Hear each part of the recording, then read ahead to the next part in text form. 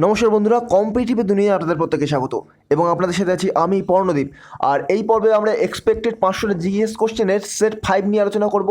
এর আগে আমরা 4টি সেট নিয়ে আলোচনা করেছি, তো আপনারা যদি সেই 4টি সেট দেখে না থাকেন তাহলে প্লে লিস্টে গিয়ে সেই 4টি সেট আগে দেখে নিন, তারপর এই ভিডিওটা দেখুন বা এই ভিডিওটা দেখে নিন, তারপর ওই 4টে সেট দেখুন, কেননা এটা কোনো ফারাক পড়বে না, কেননা এটা তো এমসিকিউ বেসড এবং অনলাইনের কোশ্চেন। সো ভিডিওটা সম্পূর্ণ দেখবেন এবং ভিডিওর লাভ সম্পূর্ণ ওঠান। এবং যদি ভিডিওটা ভালো লেগে থাকে এ ধরনের ভিডিও আরও পাওয়ার জন্য আমার চ্যানেলটিকে সাবস্ক্রাইব করে পাশে থাকা বেল আইকনটি প্রেস করতে ভুলবেন না। চলুন শুরু করা যাক। আর এখন থেকে আপনারা পিডিএফ পেতে পারেন আমার এই এগিয়ে চলো টেলিগ্রাম চ্যানেলে। এগিয়ে চলো টেলিগ্রাম চ্যানেলটিকে সাবস্ক্রাইব করতে ভুলবেন না। শুরু করা যাক। প্রথম কোশ্চেন বলছে, দেখুন 66 কোশ্চেন, 66 দাগ। আর এই কোশ্চেনগুলো কিন্তু ডব্লিউবিসিএস প্রিলিমিনারি প্লাস মেন্সের কোশ্চেন, আগে থেকে বলে দিলাম। আর এই যে কোশ্চেনগুলো, এগুলো যেসব পরীক্ষায় জিএস জেনারেল স্টাডি থেকে পরীক্ষায় কোশ্চেন আসে, সেসব প্রতিটি পরীক্ষার ক্ষেত্রে এই কোশ্চেনগুলো হেল্পফুল হবে, শুধুমাত্র ইউপিএসসি ছাড়া। তো চলুন, প্রথম কোশ্চেন বলছে, দেখুন Indian national flag was lifted for the first time. ভারতের ন্যাশনাল ফ্ল্যাগ প্রথম কবে তোলা হয়েছিল বা উত্তোলন করা হয়েছিল? তো এর সঠিক উত্তর হবে 1929 সালে। 1929 সালে প্রথম আমাদের ন্যাশনাল ফ্ল্যাগ উত্তোলন করা হয়েছিল। তা এই ন্যাশনাল ফ্ল্যাগ যে উত্তোলন করা হয়েছিল 1929 সালে, তা এটা কত তারিখ? এটা 1929 সালের 31 ডিসেম্বর। আর এই যে ন্যাশনাল ফ্ল্যাগ, এই ধারণাটা প্রথম আসে 1921 সালে। ন্যাশনাল ফ্ল্যাগের ধারণাটা প্রথম আসে 1921 সালে। এবং ন্যাশনাল ফ্ল্যাগ ডিজাইন কে করেন? Very very important question. National flag design করেন পিঙ্গালি ভেঙ্কাইয়া। বানানটা লিখে দিচ্ছি, PINGALIVENKAYA। পিঙ্গালি ভেঙ্কাইয়া এই ন্যাশনাল ফ্ল্যাগ কিন্তু ডিজাইন করেন। তো এটা ভেরি ভেরি ইম্পর্টেন্ট এই কোশ্চেনটা। যতটা না কোশ্চেন, এই কোশ্চেনটা যতটা ইম্পর্টেন্ট, ন্যাশনাল ফ্ল্যাগ কে মানে প্রথম উত্তোলন হয় কবে, তার থেকে বেশি ইম্পর্টেন্ট কে ন্যাশনাল ফ্ল্যাগ ডিজাইন করেন। তো পরবর্তী কোশ্চেন বলছে, Indian national Congress establish during which viceroy. Indian national Congress কোন ভাইসরয়ের সময় প্রতিষ্ঠা হয়েছিল? তো ইন্ডিয়ার আগে আমরা ভাইসরয়ের সময়কালটা জেনে নেবো, তাহলে আমরা বুঝতে পারবো যে ইন্ডিয়ান ন্যাশনাল কংগ্রেস কোন ভাইসরয়ের সময় প্রতিষ্ঠিত হয়েছিল। আর ইন্ডিয়ান ন্যাশনাল কংগ্রেস কত সালে প্রতিষ্ঠিত হয়েছিল? 1885 সালে। তো লর্ড লিটনের সময়কাল কত? লর্ড লিটন 1876 থেকে 1880। লর্ড লিটন 1876 থেকে 1880, তাহলে লর্ড লিটন নয়। লর্ড রিপন কত সাল থেকে কত সাল? লর্ড রিপন হলো 1880 থেকে 1884, তাহলে লর্ড রিপনের অ্যান্সার হচ্ছে না। লর্ড নর্থব্রুক হলো 1872 থেকে 76, তাহলে লর্ড নর্থব্রুকও অ্যান্সার হচ্ছে না। বাকি থেকে যাচ্ছে ডাপরিন। আর ডাপরিন কত? 1884 থেকে 1888, তো এই ডাপরিনের সময় অবশ্যই হয়েছিল। তো সঠিক উত্তর হলো ডাপরিন, লর্ড ডাপরিন। পরবর্তী কোশ্চেন বলছে, দেখুন in Maharashtra black soil known as. মহারাষ্ট্রতে কালো মাটি কী নামে পরিচিত? এটা জিওগ্রাফি স্ট্যাটিকের কোশ্চেন, সেহেতু আমি ডিটেলস আলোচনা করব না। তার একটি কারণ, আমি এর আগে ভিডিও করে দিয়েছি সয়েল নিয়ে বা ভারতের মৃত্তিকা নিয়ে, আমি দুখানা ভিডিও করে দিয়েছি, আমার চ্যানেলে দুখানা ভিডিও আছে, তো আপনারা দেখে নিতে পারেন ভিডিওটা। এই সঠিক অ্যান্সার হলো রেগুর। মহারাষ্ট্রে কালো মাটি রেগুর নামে পরিচিত। পরবর্তী কোশ্চেন বলছে, দেখুন NABARD was established in which year. নাবার্ডের ফুল ফর্ম কি? National Bank for Agriculture and Rural Development. National Bank for Agricultural and Rural Development. আর নাবার্ড প্রতিষ্ঠিত হয়েছিল 1988 সালে। এখানে তো অপশান, তো আমার সম্ভবত অপশানটা ভুল রয়েছে। আচ্ছা, আমি এই কোশ্চেনটা আমি কমেন্ট বক্সে অ্যান্সার দিয়ে দেবো, এটা অপশান ভুল রয়েছে। নাবার্ড 1988 সালে প্রতিষ্ঠিত হয়েছিল, আর এর হেডকোয়ার্টার মুম্বাই। নাবার্ডের হেডকোয়ার্টার মুম্বাই।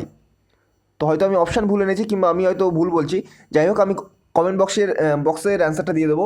নাবার্ড আমার যতদূর মনে পড়ছে এটা 1988 সালে। তো পরবর্তী কোশ্চেন দেখা যাক। পরবর্তী কোশ্চেন হচ্ছে,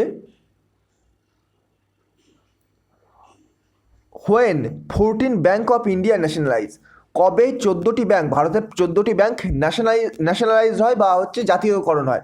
তো সঠিক উত্তর হলো 1969 সালে। 1969 সালে ভারতের 14টি ব্যাংক জাতীয়করণ হয়। আর এটা কোন আমলে হয়? ইন্দিরা গান্ধীর সময়। ইন্দিরা গান্ধীর প্রথম টেনিওরে হয়। আর ইন্দিরা গান্ধীর প্রথম টেনিওর কখন ছিল?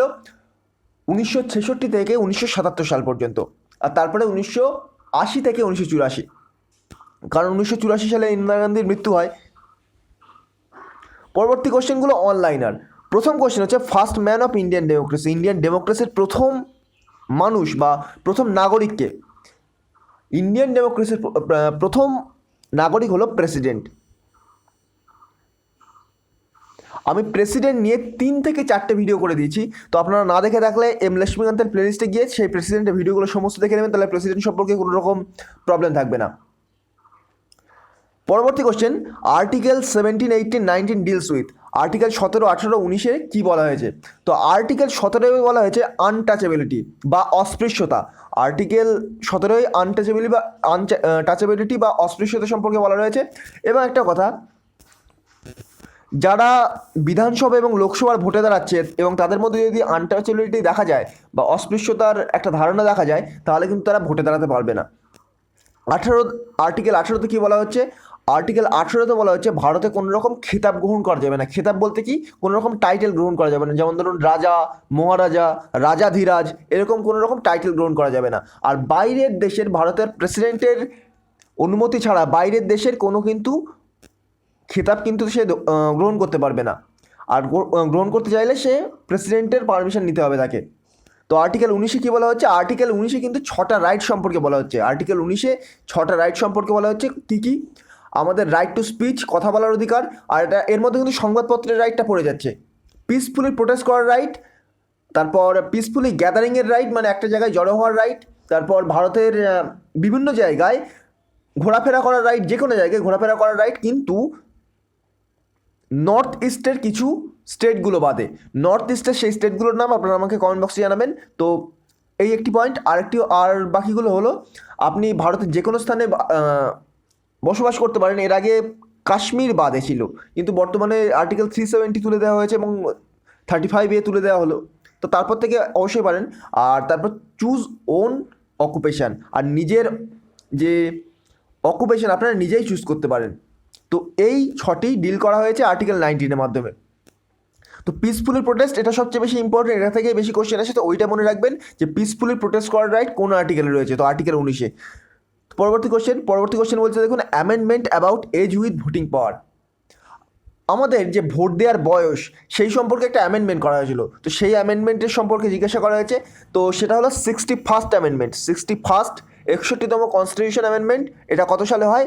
1989, 61তম কনস্টিটিউশন অ্যামেন্ডমেন্ট। আর এটা বয়স কত হয়? 21 থেকে কমিয়ে 18 বছর করা হয়। এর আগে বয়স ছিল ভোট দেওয়ার 21 বছর, কিন্তু তারপরে বয়স 21 থেকে কমিয়ে 18 বছর করে দেওয়া হয়।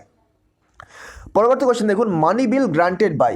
মানি বিল কার দ্বারা গ্রান্ট করা হয়? তো মানি বিল অ্যাকচুয়ালি লোকসভায় প্রথম মানি বিলের অনুমোদন করা হয়। মানি বিল তারপরে রাজ্যসভায় যায়। মানি বিলকে কিন্তু রাজ্যসভা কোনো রকমভাবে অ্যামেন্ড করতে পারে না, শুধুমাত্র পরামর্শ দিতে পারে। আর সেই পরামর্শ লোকসভা গ্রহণ করতেও পারে, নাও করতে পারে। তো এই নিয়ে আমি ডিটেলসে ভিডিও করে দিয়েছি। লক্ষ্মীকান্তের ভিডিওর মধ্যেই দেখবেন লোকসভা এবং রাজ্যসভার আলোচনার সময় আমি এগুলো নিয়ে ডিটেলস আলোচনা করেছি। তো সেই ভিডিওগুলো দেখে না থাকলে অবশ্যই লক্ষ্মীকান্তের ভিডিওগুলো দেখতে থাকবেন। আর তাহলে সঠিক উত্তর হবে লোকসভা এবং রাজ্যসভা। লোকসভা কিন্তু, আরেকবার বলে দিচ্ছি, অ্যান্সার হবে লোকসভা এবং রাজ্যসভা। কিন্তু লোকসভা মানি বিলকে উত্থাপন করতে পারে এবং সেটা রাজ্যসভায় তারপরে পাঠায়। রাজ্যসভা সেটাকে গ্রহণ করতেও পারে, নাও করতে পারে, তাতে কিচ্ছু এসে যায় না। রাজ্যসভা সেটাকে অ্যামেন্ড করতে পারে না। রাজ্যসভার হাতে মানি বিলের কোনো রকম পাওয়ার নেই, কিন্তু রাজ্যসভার কাছে কিন্তু পাঠাতে হবে, এটা নিয়ম। তো যাই হোক, রাজ্যসভা সম্মতি দিতে বাধ্য, যেমন প্রেসিডেন্ট মানি বিলে সাইন করতে বাধ্য, কোনো রকম ভেটো প্রয়োগ করতে পারে না মানি বিলের ওপর। তো পরবর্তী question, national voter day. National voter day কবে? 25 জানুয়ারি। ন্যাশনাল ভোটার ডে 25 জানুয়ারি। 25শে জানুয়ারি হচ্ছে ন্যাশনাল ভোটার ডে পালন করা হয়। পরবর্তী কোশ্চেন বলছে, দেখুন, সুপ্রিম কোর্ট জাজ রিটায়ারমেন্ট এজ। সুপ্রিম কোর্টের জাজেরা কত বছর বয়সে রিটায়ার করতে পারে? সুপ্রিম কোর্টের জাজেরা 65 বছর বয়সে রিটায়ার করে এবং হাইকোর্টের জাজেরা কিন্তু 62 বা 62 বছর বয়সে রিটায়ার করে। একটা কথা, সুপ্রিম কোর্ট এবং হাইকোর্টের জাজেরা কীভাবে যাদের কীভাবে অপসারণ করা যায় এবং তাদের ইমপিচমেন্ট প্রসেস কিন্তু আমি এর আগের ভিডিওগুলোতে আলোচনা করেছি। আগের ভিডিওগুলো বলতে লক্ষ্মীকান্তের সুপ্রিম কোর্ট এবং হাইকোর্টের ভিডিওর মধ্যে আলোচনা করেছি। ওখান থেকে ভিডিওটা সম্পূর্ণ দেখে নেবেন, তাহলে সুপ্রিম কোর্ট এবং হাইকোর্ট সম্পর্কে কোনো রকম প্রবলেম থাকবে না। তো তো পরবর্তী কোশ্চেন দেখুন, right to speech is a, এটা সঠিক উত্তর হলো রাইট টু স্পিচ হলো একটা fundamental right. Right to speech fundamental right, এটা কিন্তু আর্টিকেল 19 এর মধ্যে পড়ছে। তো একটু আগে আলোচনা করলাম। আর ফান্ডামেন্টাল রাইট কত, আর্টিকেল 12 থেকে 35-এর মধ্যে আছে। পরবর্তী কোশ্চেন বলছে দেখুন, global warming potential of CO2।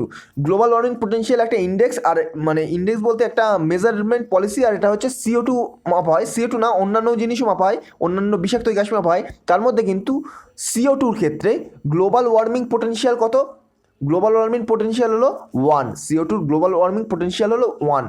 GM counter measures, এটা কিন্তু এগুলো প্রত্যেকটা এনভায়রনমেন্টের কোশ্চেন। GM কাউন্টার কি মাপে, GM কাউন্টার মাপে তেজস্ক্রিয়তা। তেজস্ক্রিয়তা কি মাপে, কি জিএম কাউন্টার, জিএম কাউন্টারের দ্বারা তেজস্ক্রিয়তা মাপা হয়। আর final question, Bhopal gas accident বা Bhopal gas tragedy was for which gas, কোন গ্যাসের দ্বারা ভোপাল গ্যাস ট্র্যাজেডি হয়? তো এটা হলো মিথাইল আইসোসায়ানেট। অনেকে গুলিয়ে ফেলেন মিথাইল আইসোসায়ানাইড এবং মিথাইল আইসোসায়ানেট, এর সাথে কিন্তু মিথাইল আইসোসায়ানেটকে গুলিয়ে ফেলে। তো মিথাইল আইসোসায়ানেটের সংকেত কি, CH3NCO। এখানে যদি মিথাইল আইসোসায়ানেট না হয়ে সায়ানেট হতো তখন কিন্তু CNO হতো। তো একটু লক্ষ্য রাখার ব্যাপার এগুলো, অর্গানিক কেমিস্ট্রি জিনিস। তো যাই হোক, এই ছিল আজকের 15টা কোশ্চেন। আর আমি ওই কোশ্চেনটা আমি কমেন্ট বক্সে অ্যান্সার দিয়ে দেবো, কোনো রকম চিন্তা করার কারণ নেই। এখানে সম্ভবত আমি অপশান ভুলে নিয়েছি, কিংবা আমি হয়তো ভুল বলছি। যাই হোক, তো আজকের মতো ভিডিওটা এই পর্যন্ত। ভিডিওটা যদি ভালো লেগে থাকে তো এবং এই ধরনের ভিডিও আরও পাওয়ার জন্য আমার চ্যানেলটিকে সাবস্ক্রাইব করে পাশে থাকা বেল আইকনটি প্রেস করতে ভুলবেন না। তো আজকের মতো গুড বাই, পরবর্তী ভিডিওতে আবার দেখা হবে। Thank you.